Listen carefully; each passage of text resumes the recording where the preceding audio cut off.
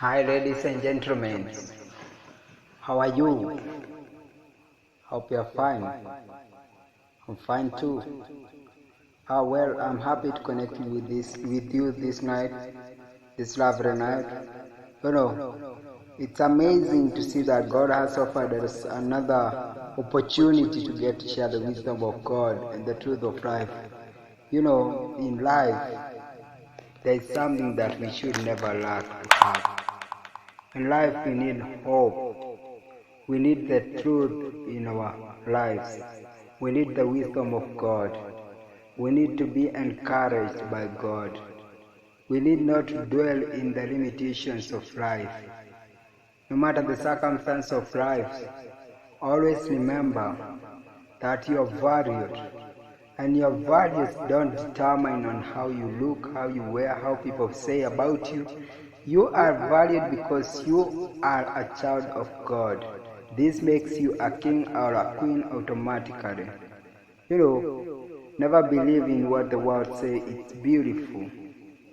If you're broke, if you don't have money, you're broke. If you're rich, you are valued. All those stuffs are lies. And I'm going to confirm you tonight.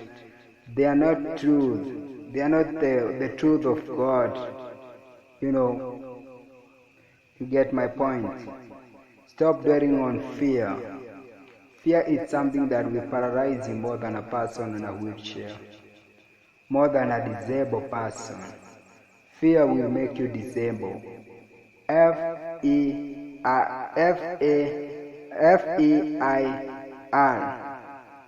Fear. Never dwell in fear. False evidence appeared in real. F-E-A-R. False evidence appeared in real. Never dwell on fear. My brothers, my sisters, I beg you. Well, tonight I will be having a hope lesson. A lesson that I'm sure you really need to hear it, or you really need to understand it. The lesson tonight, I want to encourage you. If you are there, you are a parent, you are a mother of children, maybe you are a teenager, you are in school, wherever you are, just get to understand the truth of life. The truth of life is that, when you chase someone or when you gossip to one another, you are chasing a child of God. How can you do that when you understand that the human's value is not valued because of the way he looks or the way he wears or the cars he has? He is valued because he or she is a child of God. Again, I would like to talk to our parents who have small children. The boring of life or the limitation around us. Maybe your husband left you long time ago. Maybe your wife learned with the children and you are discouraged. Maybe you don't have children on your own and you are living with the children of your sisters or the children of your brothers. Maybe you understand, we all have limitations in life. There is something that is limiting our lives. Someone who is not married is limited that maybe he thinks that maybe how am I going to get married, or how am I going to be happy in life with my children that I can call my own. Where others are not married, are married with children, but they are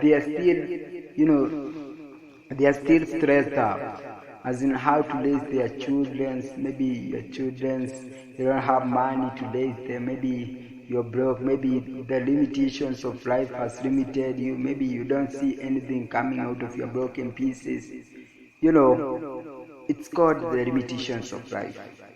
But what I want to encourage you tonight, get to know it's not the end.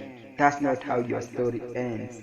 Your story has a continuously, because Prophet Isaiah prophesied are saying that in life you're never going to lack two different seasons of life. And these two different seasons of life, it's the first season of life that is called happiness life, and where everything is running smoothly.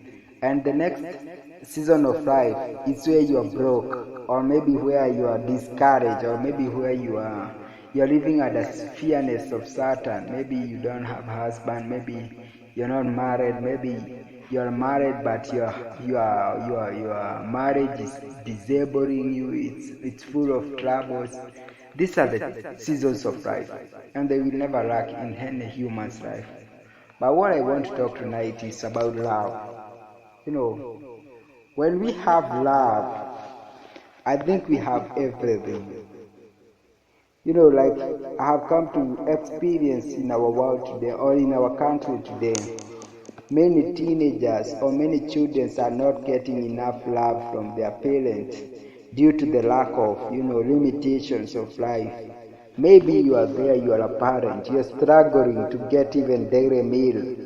And maybe your children are there looking at you, knowing that their father left them. Or maybe you are a widow woman. You have no father on your side. You have no man on your side to support you. And you're discouraged, you're limited by life. What I want to ask you is pay attention on your children. Try to encourage them. Don't just let them be limited, because you are limited on the circumstance of life. Maybe you are a widow woman, you have no man on your side, and you are struggling to raise up your children. Try to tell them that they are beautiful. Try to show them love. Even if you are limited yourself, don't let their life be limited. Tell them how they are going to get a good husband. Tell them how they are going to make it in life. Tell them how life is amazing. Try to encourage children, especially in our world, in our country. The conversation all around the world. How was school? Good. Did you do a homework here? No. What did your teacher say? This and this and this. What did your friend say? This and this and this. And that is the conversation tonight. We never have time to tell our children that they are beautiful, they are valued. Those words, those cute words. Love always began with parents. I can only imagine if maybe my parents didn't tell me how lovely they were to have me, or maybe if they never told me that I'm beautiful, I'm handsome, and I'm valued, and my value doesn't determine on what the world say. Where would I be? I can only imagine how would I be feeling at this moment. But I always feel a lot of love because my parents, encouraged me, told me that they were proud to have me. Especially my mother used to encourage me each and every single day, and he was so proud to have me. Sometimes I will even feel uncomfortable because of the love he had for me. And that's why I'm trying to encourage our single parents or our parents around us all over the world. Try to tell your children that they are beautiful. You are proud to have them. They're gonna make it in life. They're gonna become all God created them to be. And we will have a good generation. Excuse me, guys. And we are going to have a lovely life. And the following generation might have good future because of that time that you used to tell your children how beautiful they are or how lovely you are to have them.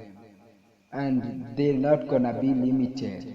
Tell them that the life is the way the life it doesn't matter. All he needs to do, or all she needs to do, is to pay attention on God, and God can change his life. Try to be a miracle to your children. Encourage them. Tell them they are valued. Tell them to stop choosing one another. Tell them the children around him are their brothers and sisters. Stop this hatiness, telling your children that I don't want you to play with this boy or this girl or this friend or that friend. Those are the lies, and those stuff in real life, they are troubling our generation today, because once you've grown up with these lies, lies that your parents told you that you're a failure, they were never proud to have you. All those stories used to dissemble many people. Let me give you